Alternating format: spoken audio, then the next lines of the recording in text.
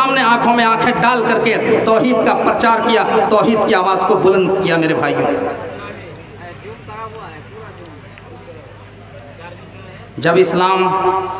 जब इस्लाम के पौधे को इमाम कायनात जनाब मोहम्मद रसूलुल्लाह सल्लल्लाहु अलैहि वसल्लम ने लगाया मेरे भाइयों, तो उस पौधे को सींचने वाले नौजवान थे।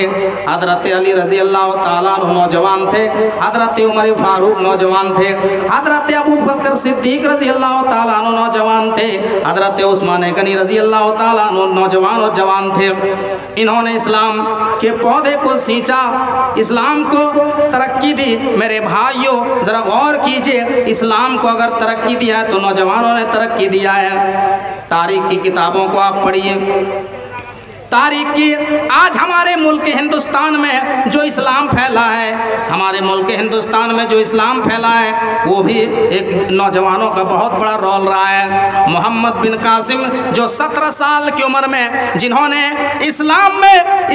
इस्लाम का डंका हिंदुस्तान के अंदर बजा दिया, मेरे भाइयों, वो 17 साल के नौजवान थे। आज हमारे माहौल में हमारे समाज और सोसाइटी का जायजा लीजिए। हमारे समाज और सोसाइटी में 17-18 साल के नौजवान क्या करते हैं? उनको बीड़ी पीने में फुर्सत नहीं है, सिगरेट फूंकने में फुर्सत नहीं है, शराब पीने में फुर्सत नहीं है। रात के 12 बजे रात तक और 1-1 बजे रात तक मैदान में बैठ करके गैर महरम लड़कियों से चैटिंग करने की फुर्सत नहीं है। मेरे भाइयों, वो दीन को क्या प्रचार करेंगे? वो तौहीद की दावत लोगों में क्या फैलाएंगे? ज़रा गौर कीजिए मेरे भाइयों, इस्लाम जो दुनिया के कोने कोने में पहुँचा है तो नौजवानों का बहुत बड़ा रोल रहा है। उंदलुस को जिन्होंने फतह किया, तारिक बिन ज़ियाद ने जब उंदलुस को फतह किया तो उंदलुस के अंदर, स्पेन के अंदर 850 साल तक इस्लामी हुकूमत रही, 850 साल तक मेरे भाइयों।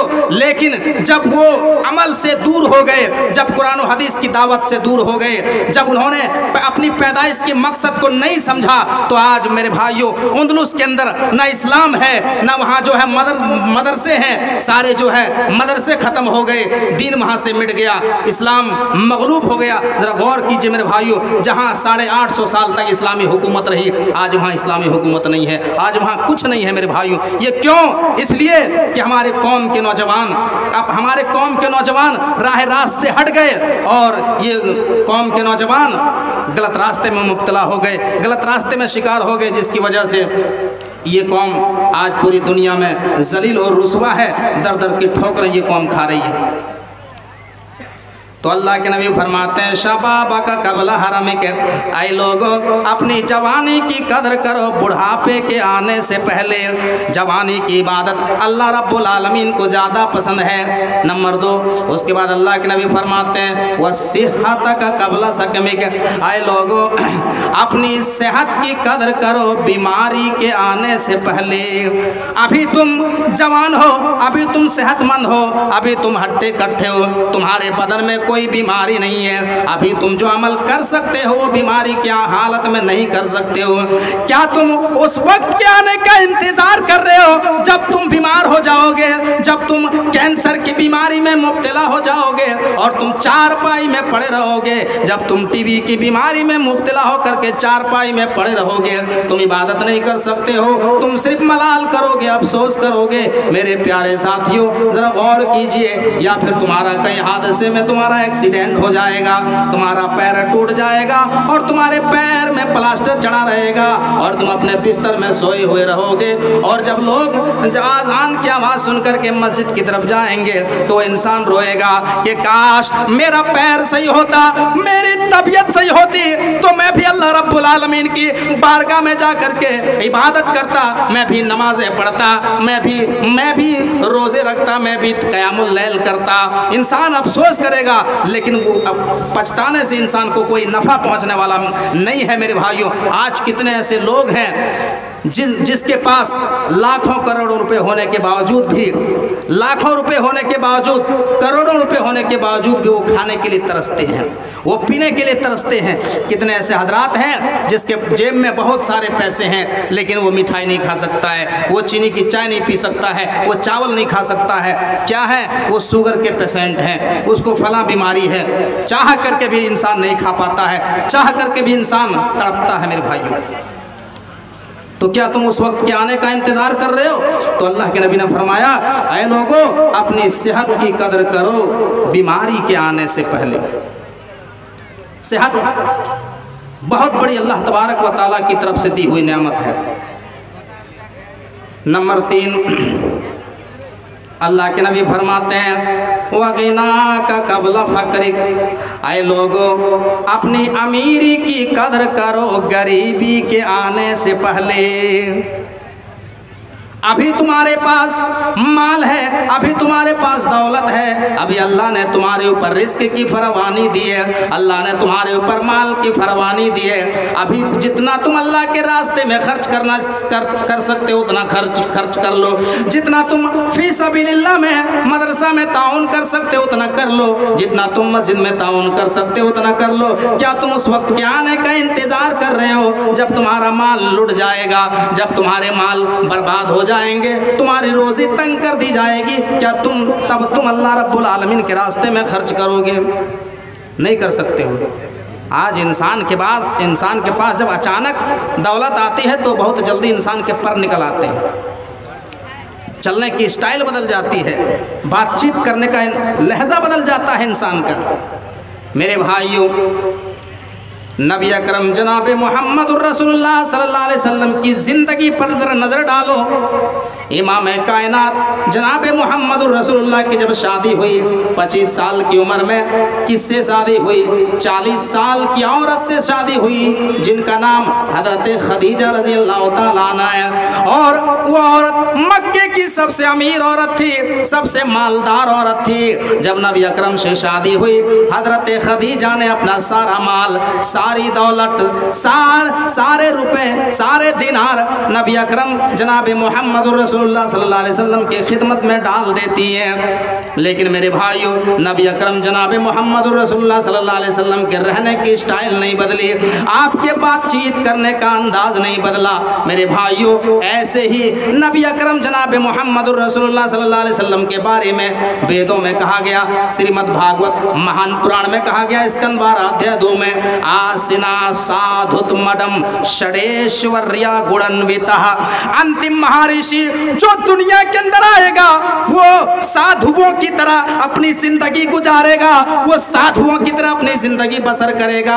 मेरे भाइयों, साधु किसको कहते हैं? साधु किसको कहते हैं? जो जंगल में चला जाए और बीवी बच्चे से कट जाए, रबानियत इख्तियार कर ले, उसको साधु नहीं कहते हैं। मेरे भाइयों, साधु तो उसको कहते हैं जिसके पास बहुत सारा माल हो, बहुत सारी दौलत हो, लेकिन उस दौलत को उसने अपने ऊपर खर्च ना किया हो, बल्कि उन्होंने लोगों में, ज़रूरतमंद में, गरीबों में, मिस्कीनों में, फ़कीरों में बांट दिया हो। बताइए मेरे भाइयों, साधु की परिभाषा में पूरा कौन उतर रहा है? आखिरी नबी के पास माल की कमी नहीं थी, आखिरी नबी के पास माल की कमी नहीं थी। हज़रत खदीजा ने सारा माल नबी अकरम के कदमों में डाल दिए, लेकिन नबी अकरम के रहने की स्टाइल नहीं बदली। आप जिसमें खाते थे उसी में खाते रहे, आप जिसमें सोते थे उसी में सोते रहे, आप जिस तरीके से बातचीत किया करते थे आप उसी तरीके से बातचीत करते रहे, आपके रहने सहने की स्टाइल नहीं बदली। इब्ने माजा उठाओ मेरे भाइयों, और इस हदीस को अपने सामने रखो और ये अंदाज़ा लगाओ कि आज हमारे पास जब माल की फरावानी आती है तो हम किस तरीके से लहजा बदल देते हैं। नबी अकरम के पास एक आदमी आता है, इब्ने माजा की रिवायत है, नबी अकरम के पास एक आदमी आता है और आने के बाद अल्लाह के नबी से कुछ बातचीत करना चाहता है, लेकिन डर के मारे वो नहीं कह पा रहा है, डर के मारे वो बात नहीं कर पा रहा है, वो कांप रहा है, वो बहुत डर रहा है, वो अपनी बात को मुँह से निकाल ही नहीं पा रहा है। अल्लाह के नबी ने फिर पूछा, अरे बोलो क्या बात है, बोलो क्या कहना चाहते हो, तुम्हारा क्या मसला है। वो इंसान फिर दोबारा कोशिश करता है, लेकिन दूसरी मर्तबा भी उसके बदन में कपकपी तारी हो जाती है, बात नहीं कर पाता है। अल्लाह के नबी ने कहा, है मेरे भाई डरने की ज़रूरत नहीं, बिल्कुल डरने की ज़रूरत नहीं, बोलो बिला झिझक बोलो तुम्हारा क्या मसला है, तुम्हारी बातों को हम बिल्कुल सुनेंगे, तुमको डरने की ज़रूरत नहीं है, घबराने की ज़रूरत नहीं है, बिला झिझक बोलो। वो आदमी फिर तीसरी मर्तबा कोशिश करता है, लेकिन जैसे ही वो बोलने के लिए तैयार होता है फिर उसके बदन में कपकपी तारी हो जाती है, वो अपनी बात को कह नहीं पाता है। तब अल्लाह के नबी सल्लल्लाहु अलैहि वसल्लम ने किस तरीके से समझाया। गौर करो मेरे भाइयों, किस तरीके से इमाम कायनात ने अपने आप को दुनिया वालों के सामने पेश किया। फरमाया, अरे मेरे भाई तुम मुझसे क्यों डर रहे हो? अरे मेरे भाई मैं भी तो उस माँ का बेटा हूँ, मैं उस आमिना का बेटा हूँ जो गोश्त को कढ़ाई में तल लिया करती थी, तेल में तल लिया करती थी और उस गोश्त को धूप में सुखा लिया करती थी और कई कई दिन तक सूखे गोश्त के टुकड़े खाया करती थी। अरे मेरे भाई मैं भी उस माँ का बेटा हूँ जो सूखे गोश्त के टुकड़े खाया करती थी, जो सूखी रोटी खाया करती थी। मैं उस माँ का बेटा हूँ, मैं कोई बादशाह नहीं हूँ, मैं कोई शहंशाह नहीं हूँ, मैं कोई एमपी नहीं, मैं कोई नेता नहीं हूँ। बताओ क्या बात है। जब इस तरीके से अल्लाह के नबी सल्लल्लाहु अलैहि वसल्लम ने समझाया, इस तरीके से आपने अपने आप को आपने उसके सामने पेश किया, तब उसकी हिम्मत हुई और वो आदमी बातचीत करता है। मेरे भाइयों ज़रा गौर कीजिए, आज हमारे पास जब माल की फरावानी आती है तो हमारी गुफ्तगू करने का अंदाज किस तरीके से बदल जाता है आप सोच सकते हैं। हम ज़मीन में कितना अकड़पना दिखाते हैं। मेरे भाइयों कुरान में अल्लाह रब्बुल आलमीन कहता है, सूरह लुक़मान उठाओ आयत नंबर 18-19 उठाओ, वला तुसइर खद्दक लिन्नास वला तमशी फिल अर्दि मरहा इन्नल्लाहा ला युहिब्बु कुल्ला मुख्तालिन फखूर। हजरत लुक़मान अपने बेटे से कह रहे हैं, आए मेरे प्यारे बेटे, जब तुम सड़कों में चलो, जब तुम सड़कों में चलो तो लोगों से गाल फुला करके ना चलना, जमीन के ऊपर अकड़ करके ना चलना। बेशक अल्लाह तबारक व तआला तकब्बुर करने वाले को पसंद नहीं करता है। इन्नल्लाह ला युहिब्बु कुल्ला मुख्तालिन फखूर, अल्लाह तकब्बुर करने वाले को पसंद नहीं करता है। मेरे भाइयों जरा गौर कीजिए, अल्लाह रब्बुल आलमीन ने अगर आपको माल की फरवानी दी है, अगर आपको रिस्क अता किया है, अगर आपको बहुत ज़्यादा माल अता किया है, तो ये आप मत सोचो कि ये हमारा बपोती है। मेरे भाइयों अल्लाह तबारक व तआला तुम्हें आजमाना चाहता है, अल्लाह तुम्हारा इम्तिहान लेना चाहता है। आज से तकरीबन 15-20 साल पहले एटीएम का ज़माना नहीं था, पास खाते का ज़माना नहीं था। अदर कंट्री से जो पैसा आता था, हमारा भाई या हमारा बाप या हमारा चचा बाहर अदर कंट्री में सऊदी दुबई में रहता था, तो वो किस तरीके से पैसे भेजते थे, वो पोस्ट ऑफिस डाक में मनी ऑर्डर करते थे और डाकिया जो है हमारे घरों में लेकर के मनी ऑर्डर को लेकर के आता था कि 10,000 का मनी ऑर्डर आया है, 20,000 का मनी ऑर्डर आया है, 50,000 का मनी ऑर्डर आया है। अब ज़रा ये बताओ कि अगर वो डाकिया जो है लोगों की अमानत में खयानत कर जाए और कहते कह रहे ये तो 50,000 का मनी ऑर्डर, ये तो हमारा पैसा, हमको क्या उसके घर में देने की ज़रूरत है। टूटी साइकिल में हम चल रहे हैं, साइकिल को लात मारता है, शोरूम में जाता है, बेहतरीन गाड़ी खरीदता है और जो है उसके पैसे को हड़प कर लेता है। तो बताओ मेरे भाइयों, गवर्नमेंट ऐसे अमानत में खयानत करने वाले डाकिए को, स्टाफ को, क्या वो अपनी नौकरी पर रखेगी? आप ईमानदारी से बताइए, नहीं रखेगी। या तो उसको सस्पेंड कर देगी या फिर उसको नौकरी से ही निकाल देगी, क्योंकि तू लोगों की अमानत में खयानत करता है। ऐसे ही अल्लाह तबारक व तआला ने अगर तुम्हें माल की फरावानी दी है, अगर तुम्हें रिस्क दिया है, तो अल्लाह तुम्हें आजमाना चाहता है। अल्लाह तुम्हें एक पोस्टमैन की हैसियत से दुनिया में भेजा है। ये अल्लाह देखता है कि तुम्हारे बगल में कौन परेशान हाल है, कौन किसके घर में चूल्हा जला या नहीं जला है, कौन परेशान हाल है। ईद के मौसम में, ईद के टाइम में किसके घर में कपड़ा आया या नहीं आया, सेवई के डब्बे उसके घर में आया कि नहीं आया, तुम्हें पता लगा करके उसके घर में कपड़े पहुंचाना पड़ेगा, सेवई के डब्बे पहुंचाना पड़ेगा। उनकी परेशानी हाल में आपको साथ देना पड़ेगा, आपको हेल्प करना पड़ेगा, तब आप कामयाब हैं। नहीं तो मेरे भाइयों, अल्लाह अगर माल को देना जानता है तो छीनना जानता है। तो आप यही बात अल्लाह के नबी कह रहे हैं, वगिना का कबला फकरी। आए लोगों, अपनी अमीरी की कदर करो गरीबी के आने से पहले। आप अल्लाह का शुक्र अदा करें कि अल्लाह ने आपको माल अता किया है। अभी आप जितना अल्लाह के रास्ते में खर्च करना करना चाहें आप खर्च कर लें, वरना आपका माल जब लुट जाएगा किसी हादसे में, अल्लाह किसी भी तरीके से माल को बर्बाद कर सकता है। मेरे भाइयों, अभी आपने देखा किस तरीके से इजराइल फलस्तीन के ऊपर जुल्म कर रहा है, किस तरीके से बड़ी बड़ी बिल्डिंगों को तबाह कर रहा है, बड़े बड़े बड़े सरमायादार लोगों की बिल्डिंगों को, उनके घरों को नेस्तनाबूद कर दिया जा रहा है, उनके छोटे छोटे बच्चे मारे जा रहे हैं, उनके सारे माल सारी दौलत जमीन में मिल गई। मेरे प्यारे साथियों, हालात कब बदल जाए कोई नहीं कह सकता है, हालात कब चेंज हो जाए कोई कुछ नहीं कहा जा सकता है। इसलिए अल्लाह तबारक व तआला ने तुम्हें जिस हाल में अभी रखा है, अल्लाह ने तुम्हें माल दिया है, तुम्हें दौलत अता किया है, तो तुम अल्लाह रब्बुल आलमीन के रास्ते में खर्च कर लो, वरना अल्लाह तबारक व तआला की तरफ से ये बहुत बड़ी आजमाइश है, ये बहुत बड़ा इम्तिहान है मेरे भाइयों। इसलिए अल्लाह ने कुरान में कहा है कि तुम्हारा माल तुम्हारे लिए आजमाइश है, तुम्हारे लिए फितना है। या अय्युहल्लज़ीना आमनू ला तुल्हिकुम अमवालुकुम वला औलादुकुम अन ज़िक्रिल्लाह व मन यफ़अल ज़ालिका फ़उलाइका हुमुल खासिरून। ईमान वालों, कहीं तुम्हारा माल और तुम्हारी औलाद तुम्हें अल्लाह के जिक्र से, अल्लाह की भक्ति से, अल्लाह की इबादत से दूर न कर दे।